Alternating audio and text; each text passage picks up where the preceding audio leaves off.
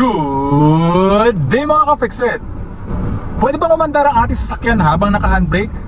Yan ang ibabahagi ko sa iyo ngayon in this episode of Fixit Dennis, fixing the way we drive.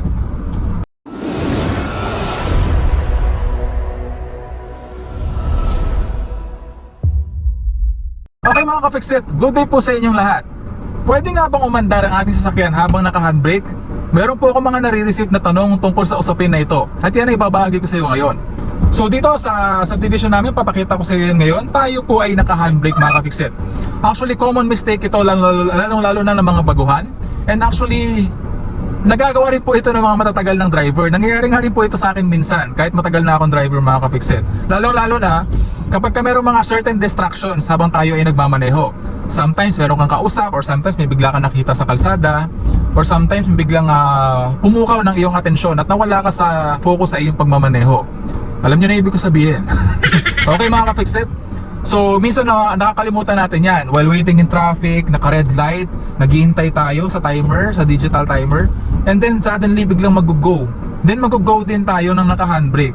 Well, particularly mga ka-Fixit, hindi ka makakaandar while your vehicle is engaged yung handbrake fully. Ang ibig ko sabihin sa engage fully mga ka-Fixit, yung nakataas talaga siya. Like this one, ayan, kitang-kita mo nakataas or naka-engage yung ating handbrake. So, try natin umandar mga ka-Fixit, okay? So, clutch all the way down, first gear. Ita-try natin umandar, 1,000 RPM of gas o 1,500, taas ko ng konti. Then clutch to the biting point. Ayan. Kita mo mga ka-Fixit, hindi tayo makaandar. Umaangat yung harapan ng sasakyan, bumababa yung likurang bahagi ng sasakyan. Ay, ibig sabihin gusto nang umarangkada ng ating sasakyan or umaandar na siya, no? Sinusubukan na yung umarangkada, pero hindi siya makaarangkada dahil naka-engage yung ating handbrake. So pag naka-engage kasi yung ating handbrake, yung likurang bahagi ng ating sasakyan, or particularly yung rear brakes natin sa likurang bahagi ng gulong natin, no? Sa likurang gulong ng ating sasakyan is naka-engage. Ibig sabihin nakayakap yun kung drum brake mga ka-Fixit. Okay, so ibig sabihin pinipigilan niya yung ating sasakyan para hindi makaarangkada or hindi umandar or maka-stand still sa kanyang position mga ka-Fixit. Yun particularly yung silbi ng ating handbrake mga ka-Fixit, no? Pero what if naka-engage siya hindi fully? Sabihin natin kalahati lang, kagaya nito. Baba natin siya, engage natin siya, konti lang, kalahati lang. Ayan, binitawan ko yung ating foot brake, kaya pa rin niyang pigilan yung ating sasakyan. And maka-stand still sa kanyang position na hindi aandar yung ating sasakyan sa ganitong level ng pagkaka-handbrake, kalahati lang. So subukan natin umarangkada nga. So clutch all the way down, first gear. Ayan, nakakaarangkada yung ating sasakyan. Pero nakaramdam ako ng certain sensation na hirap siya or pigil yung kanyang pag-arangkada. And makakarinig tayo ng beeping sound maya-maya lamang dahil masisense yan ng ating sasakyan na naka-engage pa rin yung ating handbrake. I think it should be right now mga ka-Fixit, pero hindi pa rin siya tumutunog. Medyo napapahiya ako dito. Garage, migi. A little longer than a few minutes later. Where's your beeping sound? Wala pa, antayin natin mga ka-Fixit. Yun. Narinig nyo? Yan. Ibig sabihin mga ka-Fixit, na-detect ng ating sasakyan na tayo ay naka-handbrake pa din, kaya siya beeping sound. And makikita nyo rin yan sa ating dashboard. Ayan, tingnan nyo yung ating dashboard. Makikita nyo dyan yung icon, yung bilog na merong exclamatory point sa gitna. Ibig sabihin, sinasabi nyo na tayo ay naka-handbrake. I-disengage ko yung ating handbrake, yan ay mawawala. Okay mga ka-Fixit? So, ayan. So mga ka-Fixit, posible nga na makaandar pa rin yung ating sasakyan habang tayo ay naka-handbrake. Pero kung hindi siya fully engaged. Okay, ibig sabihin naka-handbrake tayo pero hindi masyadong akap na akap, no? Yung preno ng ating rear brakes, kaya nagagawa pa rin nating umarangkada. Actually, kapag naka-engage yung ating handbrake kahit kaunti man lamang, lalo na kung medyo 50%, no? Mararamdaman mo yan kapag ikaw yung umarangkada dahil pigil po yung takbo ng ating sasakyan, no? Pero minsan yun nga, dahil nawawala tayo sa focus o nawawala tayo sa vision, hindi natin masyadong nararamdaman. Then kapag medyo nakarangkada ka na, about 20 seconds, ayan, maririnig mo na yung beeping sound.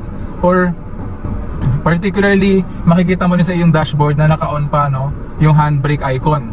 Okay mga ka-fixit, pero syempre yung iba hindi naman talaga tumitingin sa dashboard, kaya hindi nila malalaman kaagad-agad. Okay? So, ano ba yung masamang nangyayari sa ating sasakyan kapag umaandar tayo nung naka-handbrake? Well, particularly dahil naka-engage po yung ating drum brake or disc brake sa likurang bahagi ng ating sasakyan, nagkakaroon po ng unnecessary wear and tear yung atin pong brake pads, no? So dahil naka-engage siya, napupudpud siya na hindi naman kailangan. Ibig sabihin, umaandar yung iyong sasakyan, isipin mo na pinipigilan nung preno mo na umarangkada yung iyong sasakyan, pero pinipilit mo pa rin umarangkada. So ganun yung nangyayari. Unnecessary wear and tear sa iyong brake pads and sa iyong brake components na din mga ka-fixit. Okay? So bukod pa doon, gumagamit ka rin ng more gas dahil ini-increase mo yung RPM level para lang mapaarangkada mo yung iyong sasakyan kahit napigil yung takbo. Okay? So nasasayang din yung gas. Yun yung mga certain effects na nakikita agad natin o nararamdaman agad natin sa ating sasakyan kapag umaarangkada tayo ng naka-handbrake. Ganon din kapag reverse actually. Okay? So kung naka-engage yan ng 20, 30, 40, 50%, makakarangkada ka. Pero kapag naka-engage yan ng mga 70, 80, 90, lalo na pag 100%, hindi ka talaga makakarangkada or makakaramdam ka talaga ng sobrang pigil na takbo. Kaya doon pa lang mararamdaman mo na kaagad. So kapag nangyayari yun mga ka-fixit, check your handbrake or electronic brakes, i-disengage mo yan fully. Actually electronic brakes, pag naka-engage yan, as in talagang 100% naka-engage kasi one push of a button lang yun. Pero ito kasi manually operated, so makokontrol mo kung 20, 30, 40, 50 hanggang 100%, no? Minsan nga umaabot pa ng 110. So sobrang pero bante ko lang mga ka-fixit kasi abala tayo sa kalsada.